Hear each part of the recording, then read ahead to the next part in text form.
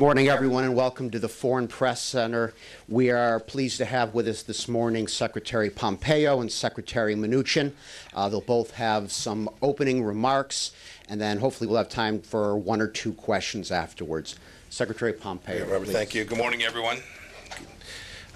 It's great to be here at the Foreign Press Center. It's great to see you all. In May of this year, after President Trump withdrew from the nuclear deal, the Trump administration announced a new strategy to fundamentally alter the behavior of the Islamic Republic of Iran's leadership. At the center of this effort, and there are multiple lines of effort, but at the center of it is an unprecedented campaign of economic pressure. Our objective is to starve the Iranian regime of the revenue it uses to fund violent and destabilizing activities throughout the Middle East and indeed around the world. Our ultimate goal is to convince the regime to abandon its current revolutionary course. Just look at what happened last week. Denmark announced it had uncovered an Iranian regime assassination plot on its own soil. The Iranian regime has a choice. It can either do a 180-degree turn from its outlaw course of action and act like a normal country, or it can see its economy crumble.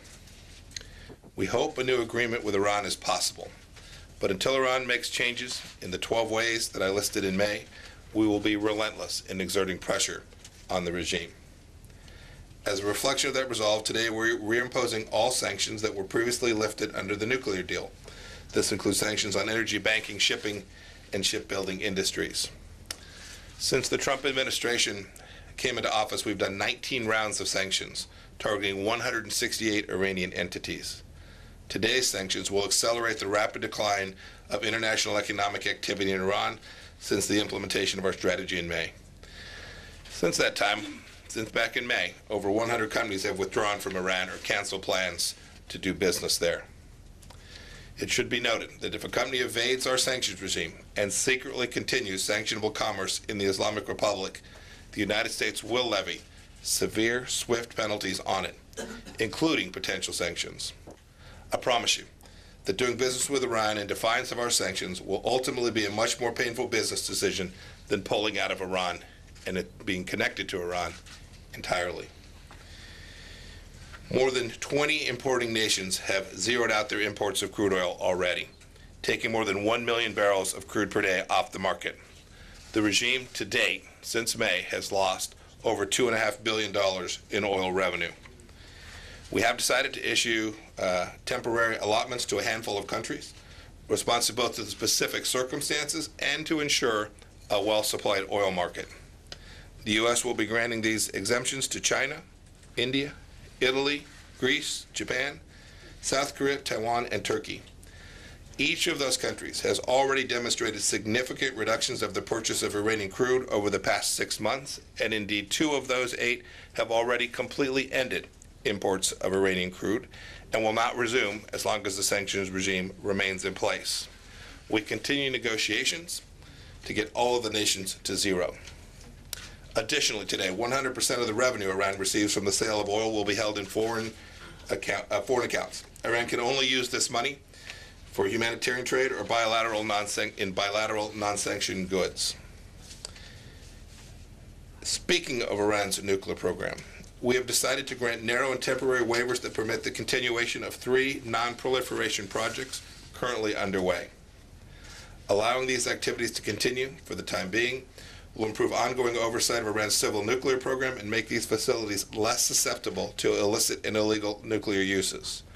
Rest assured, Iran will never come close to getting a nuclear weapon on President Trump's watch.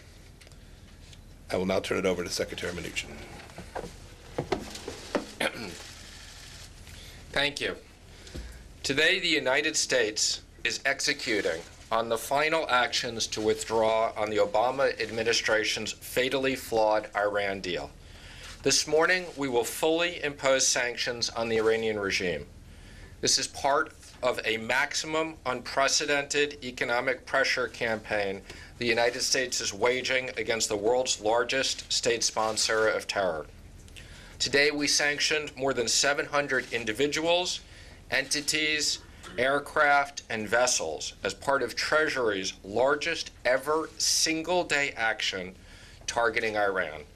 Over 300 of those sanctions are new targets, In addition, we are relisting hundreds of individuals and entities that were previously granted sanctioned relief under the JCPOA. These powerful sanctions directly target Iran's banking, energy, and shipping sectors. The Iranian regime has funneled billions of dollars for the Islamic Revolutionary Guard Corps force through the banking sector. Today's designation includes 50 Iranian banks and their foreign and domestic subsidiaries in connection with Iran's regime's support for international terrorism, proliferation of mass destruction, or their means of delivery and human rights abuses. Our actions include the identification of more than 400 targets, including over 200 persons and vessels in Iran's shipping and energy sector, Iran Air, the national airline of Iran, and more than 65 aircraft, the placement of nearly 250 persons in associated block properties on the specially designated nationals list, the Atomic Energy Organization of Iran. Over the last 5 months, Treasury has implemented some of the most impactful sanctions ever seen.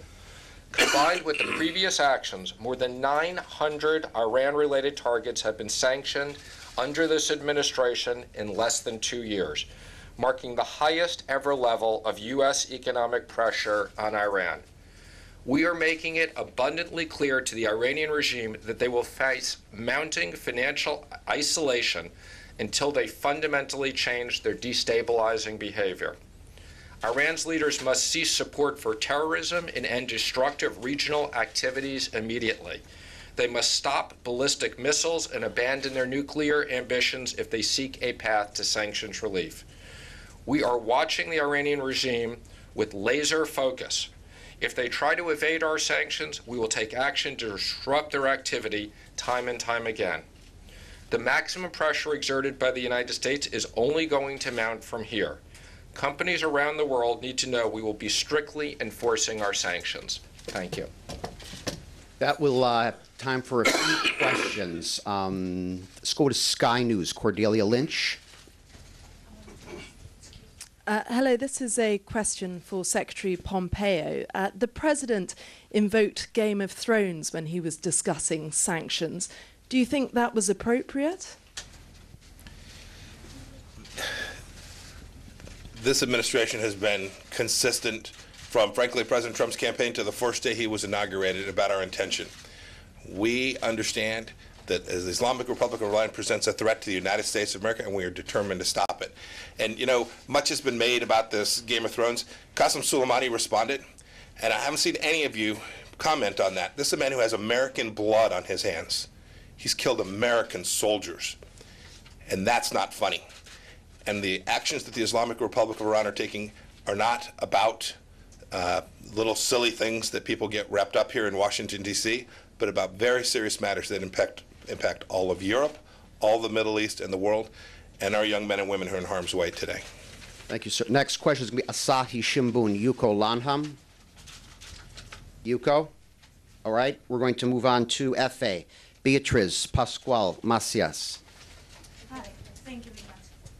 Thank you very much. I was wondering, what would you say to the European countries that were expecting to be in this list of countries that are not going to suffer the sanctions?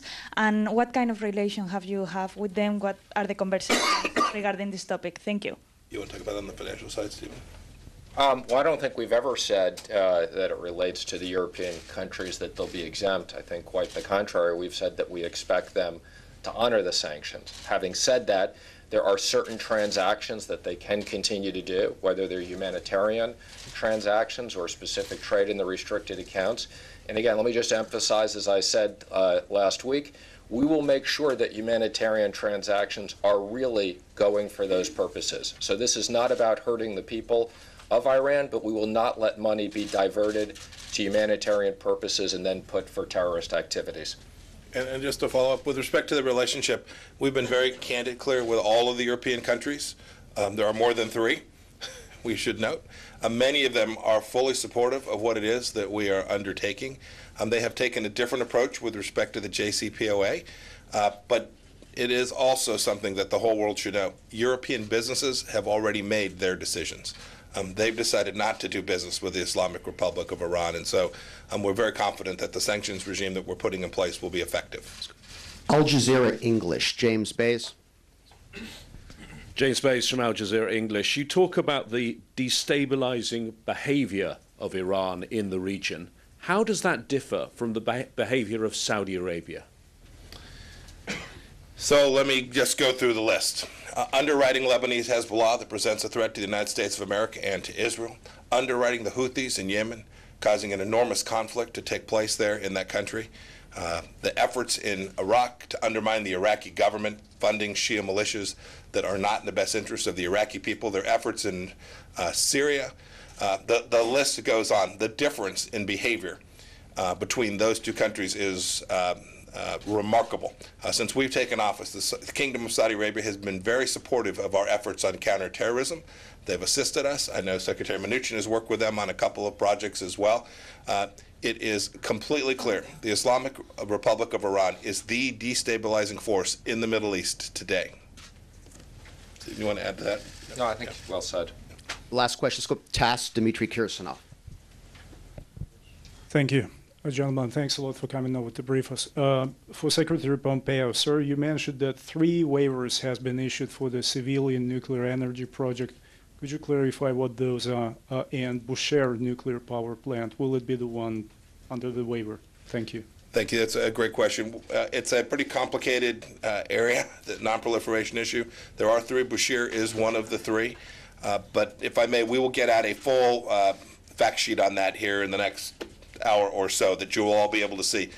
What we've authorized is very narrow, very limited, very time limited as well, but important nonetheless that these non-proliferation projects are not things that are taking place without some ability to see what's going on. And we'll give you the full details of the scope of those waivers. We have one time for, this is the last one. Let's go right to the front, right here, please. Rosh Dalla with Rudaw TV in Iraqi Kurdistan. Mr. Secretary, Iran has very powerful hands in Iraq. Are you not concerned that with the sanctions, Iran might increase the pressure on some of your allies in Iraq? And in that case, what can you do to reassure those allies? So it's a very reasonable question. Here's the facts. Since the United States entered the JCPOA in 2015, Iran has turned up the heat on those very entities to which you're referring. So we have history, we have data set, we have a historical basis on which to say that we know that the JCPOA didn't impede Iran one bit from putting pressure on Kurdistan, pressure in Baghdad, pressure throughout the region. We are very hopeful that the set of efforts we're undertaking, we've focused here on the financial and economic, but the full range of efforts we're taking to push back against the Islamic Republic of Iran will have the intended effect of reducing Iran's capacity to be destabilizing and present risk to the Middle East, to Europe, and the world. With that, that concludes this morning's briefing. Thank you very much to Secretaries Pompeo and Mnuchin. Thank you, sir. Thank you all.